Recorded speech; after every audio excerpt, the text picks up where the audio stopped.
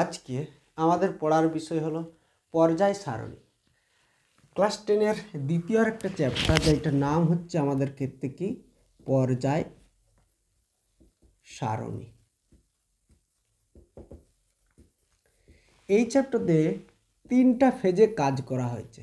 অর্থাৎ পর্যায় সারণী মানে যদি অ্যাকচুয়ালি আমরা বুঝতে চাই, পর্যায় সারণী হলো কি? পর্যায় সারণী হচ্ছে যেমন আমরা ঘরে আলমারিতে আমাদের জিনিসপত্রকে নতুন, মিডিয়াম নতুন, পুরনো, প্রতিদিন পরার বস্ত্র এদেরকে যেমন করে সাজিয়ে রাখি, যার সাহায্যে আমরা সহজেই প্রতিটি বস্তুকে খুঁজে পাই, ঠিক একই রকমভাবে পর্যায় সারণী হলো পৃথিবীতে থাকা প্রায় 118 রকমের যে মৌল পাচ্ছি, সেই মৌলগুলোকে নির্দিষ্টভাবে সাজানোই হচ্ছে পর্যায় সারণী, যার সাহায্যে আমরা সহজেই বুঝতে পারবো যে কোন মৌলটার কী বৈশিষ্ট্য এবং তার বিহেভিয়ার কেমন, তার ভৌত ধর্ম কী, তার রাসায়নিক ধর্ম কী।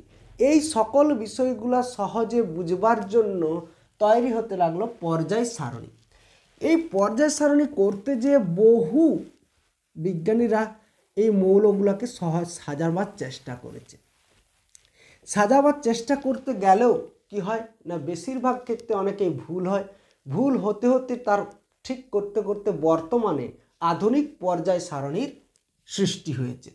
তাহলে পর্যায় সারণী মানে এক কথায় মৌলগুলোকে খুব সহজে তাদের ভৌত রাসায়নিক ধর্ম, তাদের বিহেভিয়ারকে এক ঝলকেই বুঝে যাওয়ার জন্য একটা সারণী বা একটা আলমারি তৈরি হচ্ছে পর্যায় সারণী। এই পর্যায় সারণীর আমাদের 3টা ফেজ আছে। একটা হলো এর সৃষ্টির ইতিহাস, সৃষ্টির ইতিহাস একটা ফেজে। 2 নম্বর ফেজে পাবো কি, এই পর্যায় সারণীর দ্বিতীয় ফেজে পর্যায় সারণীকে জানা, পর্যায় সারণীকে জানা। তৃতীয় ফেজ হলো কি, এর তৃতীয় বা 3rd নম্বর ফেজে এসছে পর্যায় সারণীর সম্পর্কে, যেখানে আমাদের এর বিহেভিয়ার বা ধর্মের পরিবর্তন, অর্থাৎ মৌলগুলোর ধর্মের পরিবর্তন নিয়ে আলোচনা করা হচ্ছে পর্যায় সারণীর 3টা ফেজে। হলো ফার্স্ট ফেজ হলো সৃষ্টির ইতিহাস, প্রথম অংশ পর্যায় সারণীকে জানতে হবে। অর্থাৎ পর্যায় সারণী কী করে সৃষ্টি হয়েছে বা কোন কোন বিজ্ঞানীরা এই সৃষ্টির ইতিহাসে মুখ্য ভূমিকা পালন করেছে, যাদের পর্যায় সারণী প্রায় সঠিক হয়েছিল বলেই জানা যায়। এই সৃষ্টির ইতিহাসের জন্য আমাদেরকে জানতে হবে মেনলি যারা আমাদের নামে আসে তিনাদের মধ্যে হলো একজন হলো ডোবেরাইন।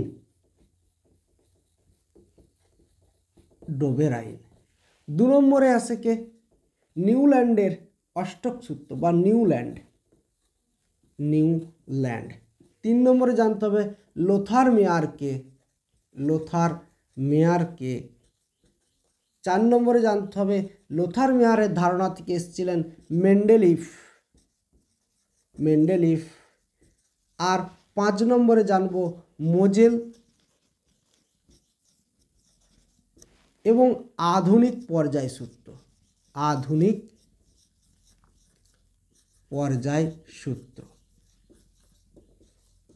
এইখানে এই চারজন নয়, এখানে আপাতত আসছে 6 জন। যেই 6 জন বা 6টা ঘটনা দ্বারাই 6 জনের দ্বারাই আমরা জানবো পর্যায় সারণীর সৃষ্টির ইতিহাস। তাহলে প্রথমে কে আসছে আমাদের ডোবেরাইন আমাদেরকে দেয় ত্রয়ী সূত্র।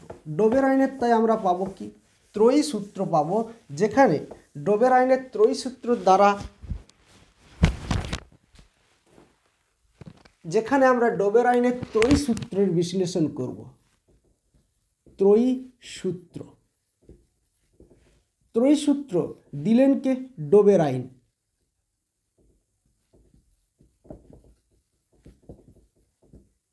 এইখানে ডোবেরাইন ত্রয়ী সূত্র দিলেন। ত্রয়ী সূত্র কি করে আসলো না, ডোবেরাইন পারমাণবিক ও ভৌত, অর্থাৎ পারমাণবিক মৌলগুলির ভৌত আর রাসায়নিক ধর্মের সাদৃশ্য আছে এমন মৌলগুলোকে 3টি করে মৌলকে সাজাতে লাগলো। যেখানে সাপোজ ধরো যে এ একটা মৌল, বি একটা মৌল, সি একটা মৌল। যদি এর পারমাণবিক গুরুত্ব 1 হয়, সি এর পারমাণবিক গুরুত্ব 3 হয়, তাহলে ডোবের আইন বলছে যে এই মাঝের মৌলটার পারমাণবিক গুরুত্ব হবে এদের দুজনের পারমাণবিক গুরুত্বের গড় ভ্যালু, অর্থাৎ 1 + 3 / 2, 4/2 = এসেছিল কত? 2। তাহলে এর পারমাণবিক গুরুত্ব কত দাঁড়াবে? 2। তাহলে এইখান থেকে যদি আবার একটা দেখি, ধরো ডি ই এফ, সাপোজ আমরা ধরছি যে আর একটা মৌল, তাহলে ডি এর যদি পারমাণবিক গুরুত্ব 4 হয়, এর যদি 6 হয়, মাঝের মৌলটার পারমাণবিক গুরুত্ব কত হবে? 4 + 6 / 2, অর্থাৎ 10/2 সমান আসবে কত? 5। 5 হলো মাঝের মৌলের পারমাণবিক গুরুত্ব। তাহলে এইখান থেকে যদি একটি সূত্রে বাঁধি বা সূত্র তৈরি করি, তাহলে কি হবে? যে ডোবের আইন বলছে মৌলগুলির ভৌত ও রাসায়নিক ধর্মের সাদৃশ্য আছে। ভৌত ও রাসায়নিক ধর্মের, ভালো করে খেয়াল করতে হবে, ভৌত ও রাসায়নিক ধর্মের সাদৃশ্য আছে এমন মৌলগুলিকে তাদের পারমাণবিক গুরুত্ব অনুযায়ী, এমন 3টি মৌলকে পারমাণবিক গুরুত্ব অনুযায়ী পরপর সাজালে প্রথম ও শেষ মৌলের পারমাণবিক গুরুত্বের গড় দ্বিতীয় মৌলটির পারমাণবিক গুরুত্বের সাথে সমান হয়। এইটিকে বলা হচ্ছে ডোবের আইনের ত্রয়ী সূত্র। তাহলে আমরা একবার লিখে নিই ডোবের আইনের ত্রয়ী সূত্র কি না, পারমাণবিক ভৌত ও রাসায়নিক ধর্মের সাদৃশ্য আছে এমন মৌল, এমন 3টি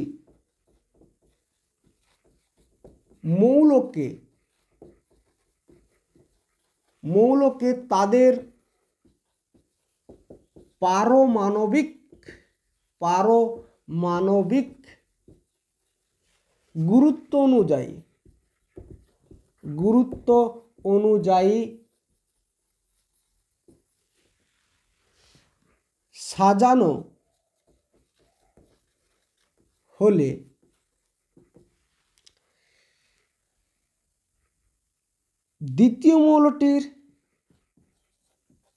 দ্বিতীয় বা মাঝের মৌলটির বললে একবার হবে, মাঝের মৌলের পারমাণবিক গুরুত্ব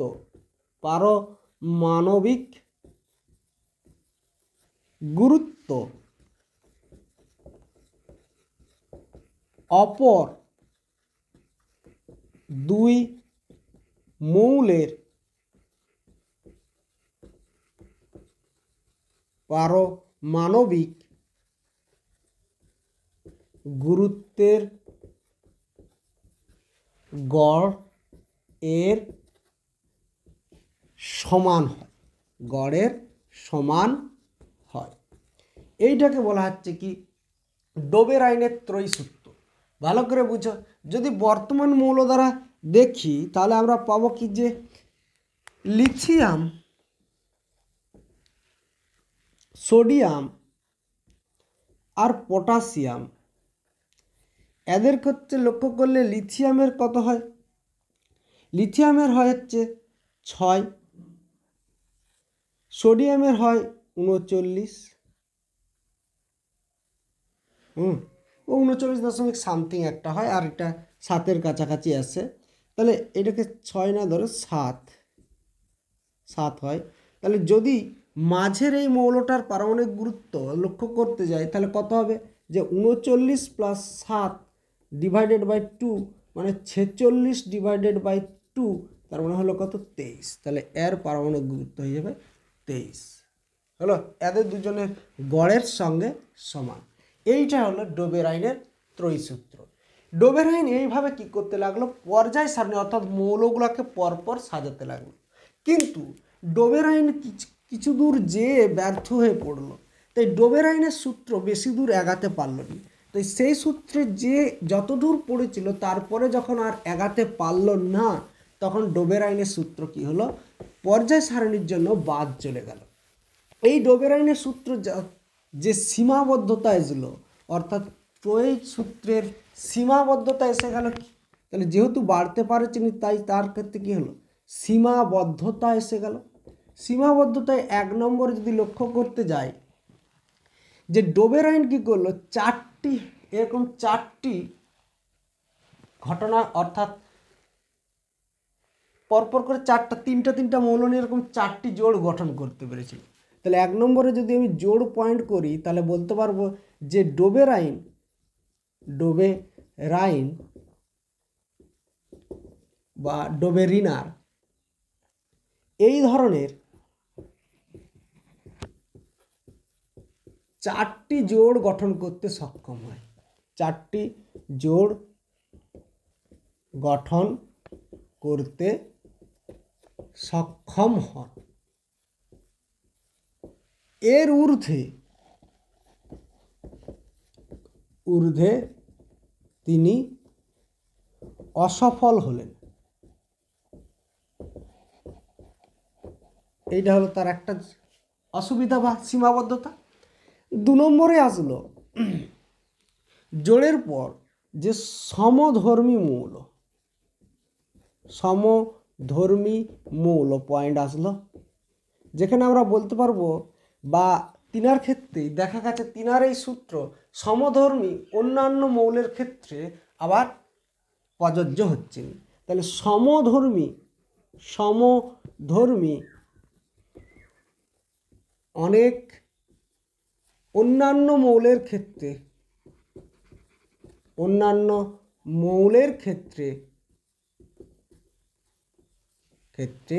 এই সূত্র প্রযোজ্য হলো না। ঠিক তাই এইখানে কি হলো না, ডোবের আইন এখানে বাধা পড়ে গেল, ডোবের আইনের পদ্ধতি আর অ্যাপ্লাই হলো না।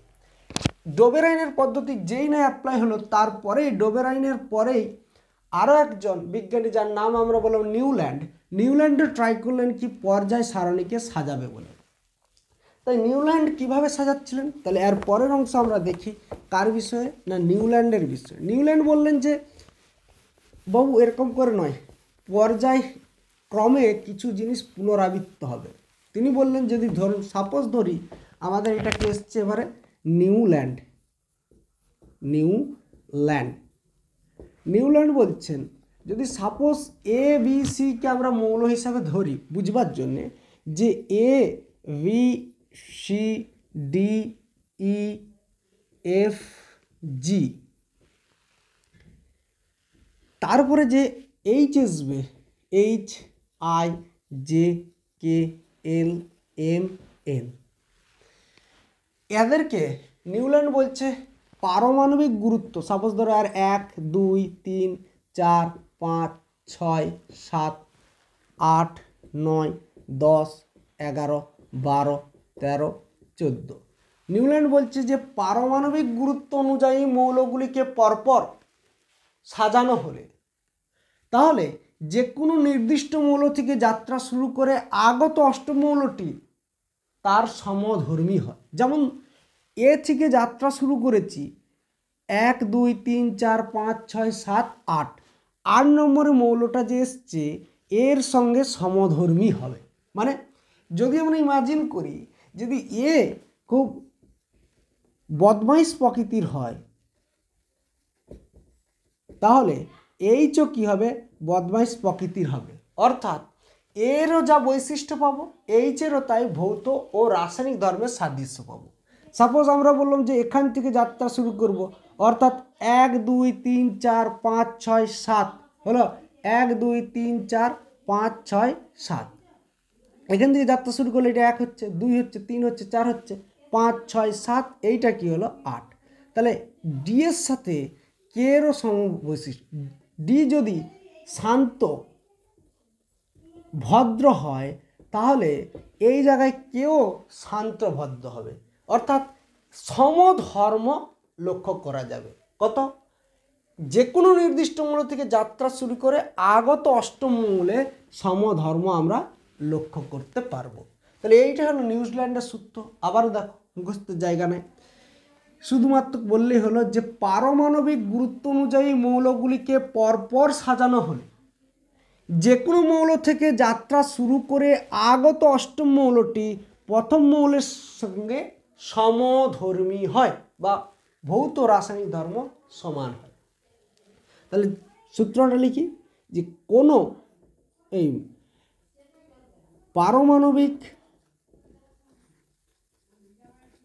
পারমাণবিক ভর বা গুরুত্ব অনুযায়ী মৌলগুলিকে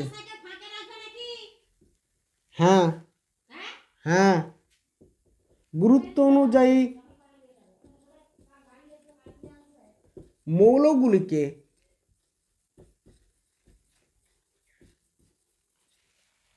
পারমাণবিক গুরুত্ব অনুযায়ী মৌলগুলিকে পরপর সাজানো হলে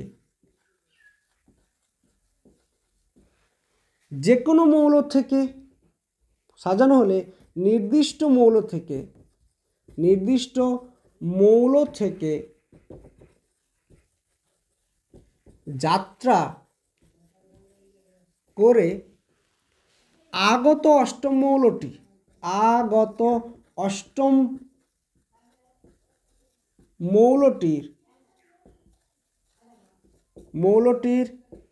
ভৌত ও রাসায়নিক ধর্ম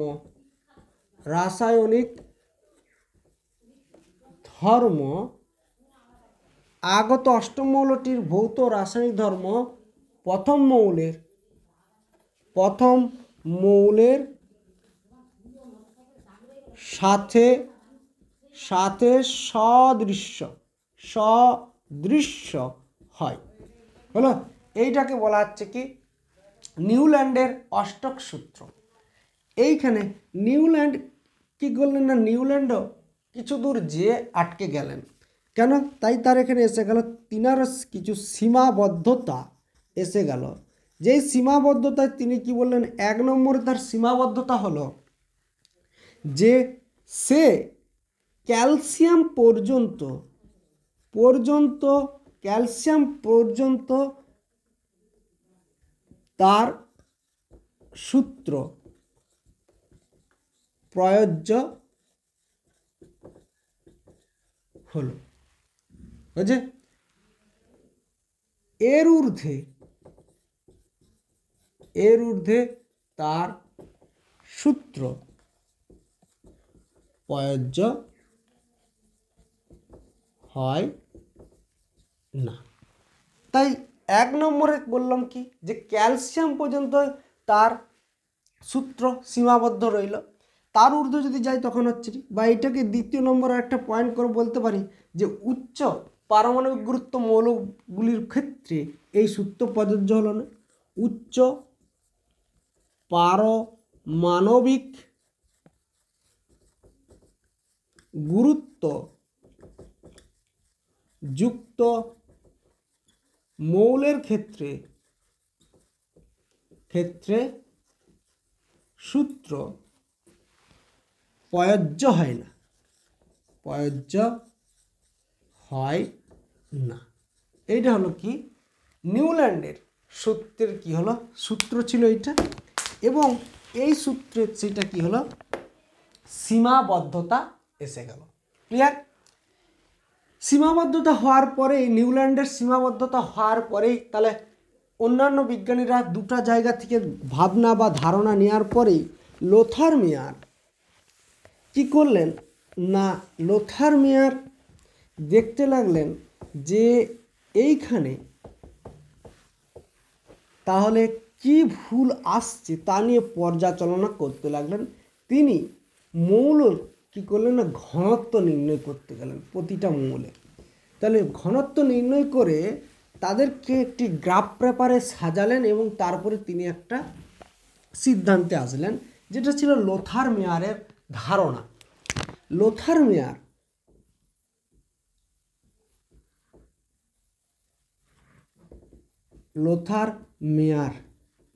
লোথার মেয়ার কী করেছিলেন, যে সব মৌলগুলোর ঘনত্ব বার করছিলেন। ঘনত্ব সমান কি না ভর বাই আয়তন হয়।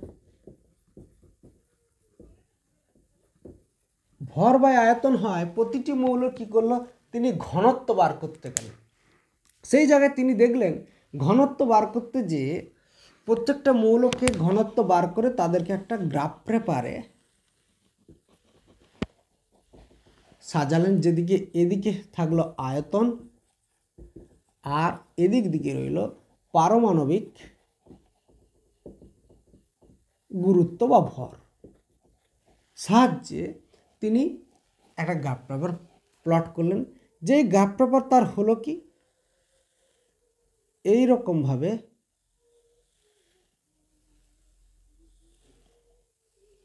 আসতে লাগলো, যেখানে এইখানে যদি একটা মৌল থাকে, ঠিক এখানকে আবার যখন রিটার্ন করছে তখন একটা মৌল, আবার এইখানে রিটার্ন করছে এরকম জায়গায় একটা মৌল, এইরকম জায়গায় একটা মৌল হলো। আবার যারা টপে রয়েছে এরকম কিছু মৌল দেখতে পাওয়া গেল, আবার এই ধারে রয়েছে এরকম কিছু মৌল দেখতে পাওয়া গেল, আবার এই পাশে রয়েছে এরকম কিছু মৌল দেখতে পাওয়া গেল, যে মৌলের এরকমভাবে সজ্জা হয়েছে। এবার তিনি দেখলেন যে এই যে নিচের যারা রয়েছে মৌলগুলা, এই মৌলগুলার বা যারা ঊর্ধ্বে রয়েছে এই মৌলগুলার, আর এখানে হলে এইটার সাথে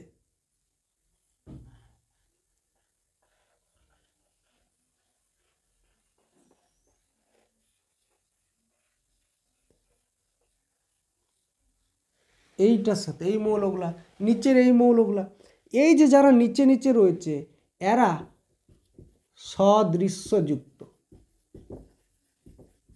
আর এপাশে যারা এখানে রয়েছে এরা সকলে এদের সদৃশ্যযুক্ত হলো। অর্থাৎ যদি এইখানে আমরা আগের মতো বলতে পারি যে এরা যদি খারাপ প্রকৃতির হয় অর্থাৎ বদমাইশ প্রকৃতির হয়, তাহলে এই মৌলটা যদি এ হয়, এটা বি হয়, এটা সি হয়, এটা ডি হয়, এরা সবাই কি হবে, বদমাইশ প্রকৃতিরই হবে। ঠিক এরা যদি শান্ত ভদ্র হয়, যে ই এফ জি, তাহলে সবাই এদের মধ্যে কি গুণ লক্ষ্য করা যাচ্ছে, যে শান্ত ভদ্র গুণ লক্ষ্য করা যাচ্ছে। তাহলে এই জায়গা থেকে দেখে তিনি সিদ্ধান্তে আসলেন যে মৌলগুলার ভৌত ও রাসায়নিক ধর্ম তাদের পারমাণবিক গুরুত্ব অনুযায়ী পর্যায়ক্রমে পুনরাবৃত্ত হয়। হলো সিদ্ধান্ত। তিনি সিদ্ধান্তে আসলেন যে মৌলগুলার ভৌত আর রাসায়নিক ধর্মটা পারমাণবিক গুরুত্ব অনুযায়ী পর্যায়ক্রমে পুনরাবৃত্ত হয়। যে মৌলগুলির ভৌত ও রাসায়নিক ধর্ম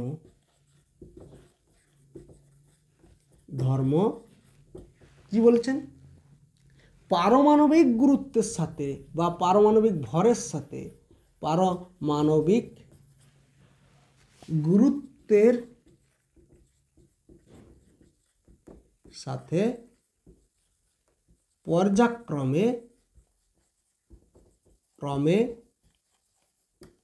পুনরাবৃত্ত হয়। এটি ছিল তিনার সিদ্ধান্ত, যেটি লোথার মেয়ারের ধারণা হলো। লোথার মেয়ারের এই সিদ্ধান্ত করবার পর তিনি পর্যায় সারণী তেমন কিছু সাজাতে পারলেননি।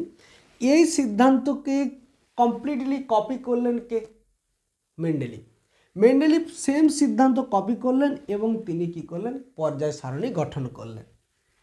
তাহলে এই সিদ্ধান্তের উপর ডিপেন্ড করে আমাদের সামনে আসলো এখনকে মেন্ডেলিভ কি দেখালেন বা মেন্ডেলিভ কি করলেন, মেন্ডেলিভ করলেন যে লোথার মেয়ারকে পুরো হুবহু কপি করলেন, তিনি আর পরীক্ষা স্টাডি করলেন এবং দিয়ে নিজে একটা পর্যায় সারণী তৈরি করলেন, যেটাকে আমরা বলবো মেন্ডেলিফের পর্যায় সারণী। তার আগে মেন্ডেলিফের সূত্র আমাদেরকে জানতে হয়।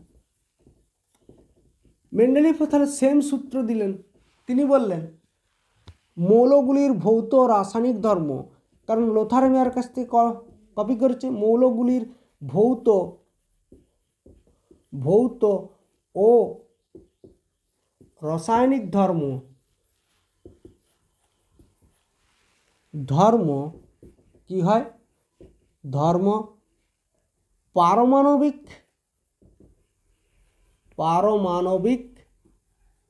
গুরুত্ব বৃদ্ধির সাথে পর্যায়ক্রমে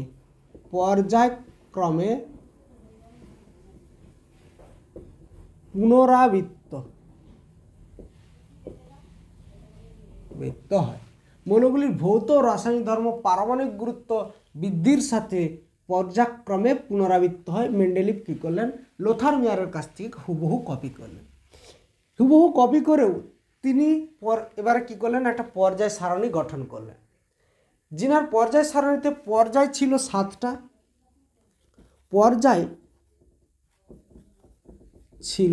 7টা, শ্রেণী ছিল কতটা? 8টি। তিনার এই পর্যায় সারণী প্রায় 90% সাকসেসফুল ছিল। 90% সাকসেসফুল বা সফলতাযুক্ত ছিল। কিন্তু কিছু ত্রুটি পরবর্তী ক্ষেত্রে দেখা গেল, এবং এই ত্রুটিটা ছিল খুব মেজর ত্রুটি হওয়ায় মেন্ডেলিভের পর্যায় সূত্রকেও পরে কী করতে হলো? আমাদেরকে বাদ দিতে হলো। সেই মেজর সূত্রগুলো বা তার ত্রুটি কী ছিল? মেজর ত্রুটি ছিল যেটাকে আমরা ত্রুটি বা সীমাবদ্ধতা বলবো। তিনি তার সূত্রে 1 নম্বরে আমরা দেব কি? যে আদর্শ মৌলের অবস্থান বা নিষ্ক্রিয় মৌলের অবস্থান। নিষ্ক্রিয়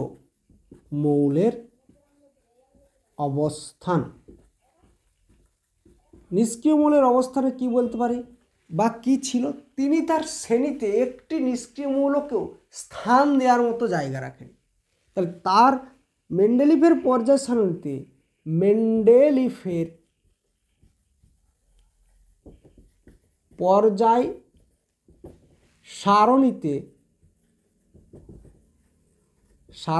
কি? মেন্ডেলিভের পর্যায় সারণীতে নিষ্ক্রিয়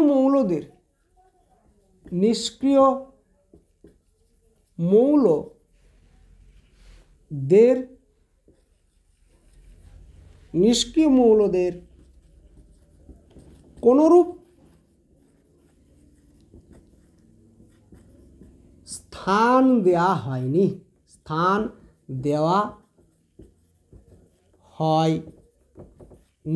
কোনরূপ স্থান দেওয়া হয়নি, যেটা ছিল তার মেজর ত্রুটি। 2 নম্বরে পারমাণবিক গুরুত্ব অনুযায়ী তিনি পর্যায় সারণী সাজালেন।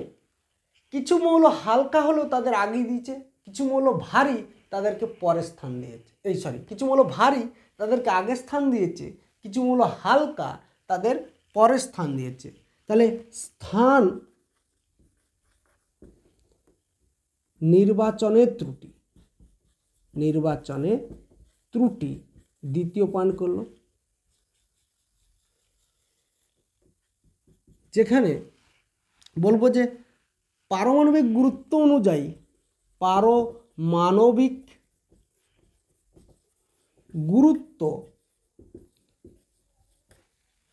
অনুযায়ী পর্যায় সারণী গঠন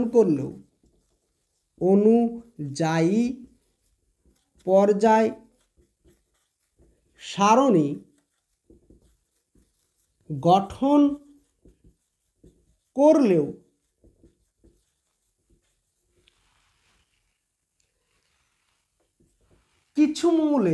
কিছু ক্ষেত্রে হালকা মৌল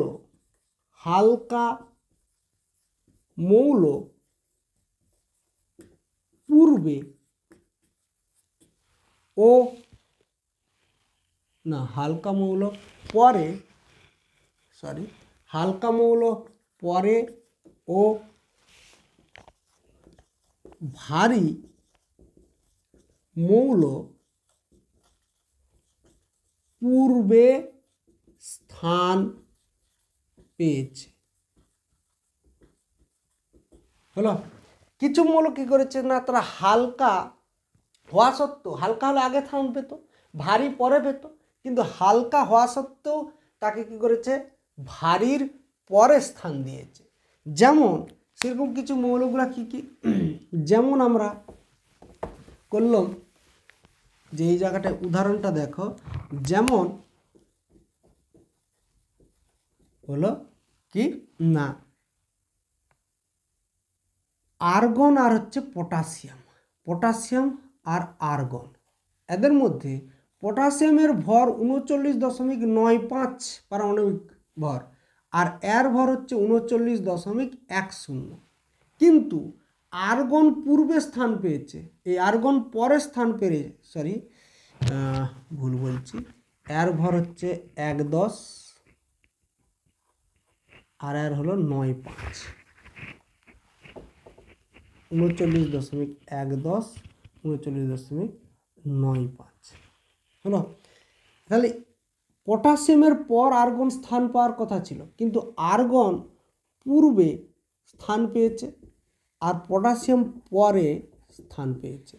তাহলে এই জায়গায় যেহেতু পারমাণবিক গুরুত্ব অনুযায়ী সাজাচ্ছি, তাহলে আগে পেত কে, পটাশিয়াম, তারপরে হতো আর্গন, কিন্তু আর্গনকে আগে দিয়েছে, পটাশিয়ামকে পরে দিয়েছে।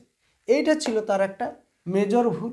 এছাড়াও আরেকটা মেজর ভুল যদি আমরা বলি 3 নম্বরে, যেটা আইসোটোপের অবস্থান।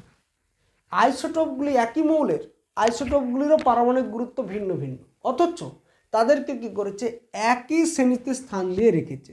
তাহলে আইসোটোপের অবস্থানও আমরা আরেকটা, আইসোটোপের অবস্থান এইটাকেও বলতে পারি যে তিনি ভুল করেছেন। এইখানেও এটা একটা তিনার মেজর ভুল। কি মেজর ভুল না, আইসোটোপ, একই মৌলের আইসোটোপগুলির পারমাণবিক গুরুত্ব ভিন্ন ভিন্ন হয়, কিন্তু তাদেরকেও তিনি কি করেছেন, একই শ্রেণীতে রেখেছে। হলো, তাহলে আইসোটোপের অবস্থানে আমরা লিখতে পারি যে একই মৌলের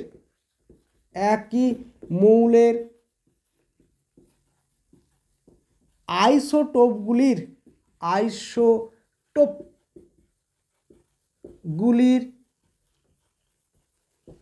পারমাণবিক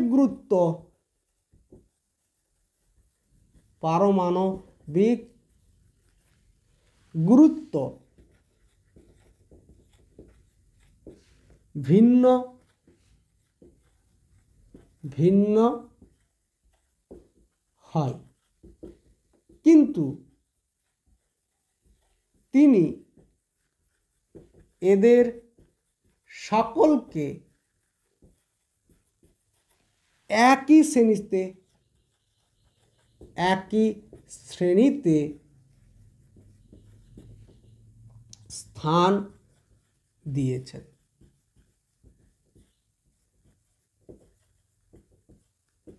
হলো, এইটা হলো কি তার মেন্ডেলিভের পর্যায় সারণীর ত্রুটি ছিল 3টা। ত্রুটির পর যদি লক্ষ্য করি কি আসলো না, ত্রুটির পরেও একে সমাধান করবার জন্য কে না, বিজ্ঞানী মোজেলের নাম খুব বিখ্যাত, বা তিনার নাম এখানে আসেন, যেখানে বিজ্ঞানী মোজেল কি করেছিলেন, যে প্রতিটি রশ্মির মধ্যে দিয়ে এক্স রশ্মির উৎপাদন ঘটিয়েছিলেন, এবং এই এক্স রশ্মির উৎপাদনের ডিফ্রেকশন সাপেক্ষে তিনি প্রতিটি মৌলকে পর্যালোচনা করেছিলেন, বা লোথার মেয়ারের মতো তিনিও কি করেছিলেন, তাদের এই এক্স রশ্মির পরীক্ষার দ্বারা একটা গ্রাফ প্রেপার করেন, এবং সেখানে গ্রাফ পেপার দ্বারা তিনি দেখান বা তিনি সিদ্ধান্তে আসেন যে মৌলগুলির ভৌত আর রাসায়নিক ধর্ম পারমাণবিক গুরুত্ব নয়, পারমাণবিক সংখ্যার উপর নির্ভর করছে। হলো, তাহলে এর পরের বিজ্ঞানী যিনি আসছেন তিনি হলেন কি, মোজেল বা মোজেলের ধারণা। মোজেলের ধারণা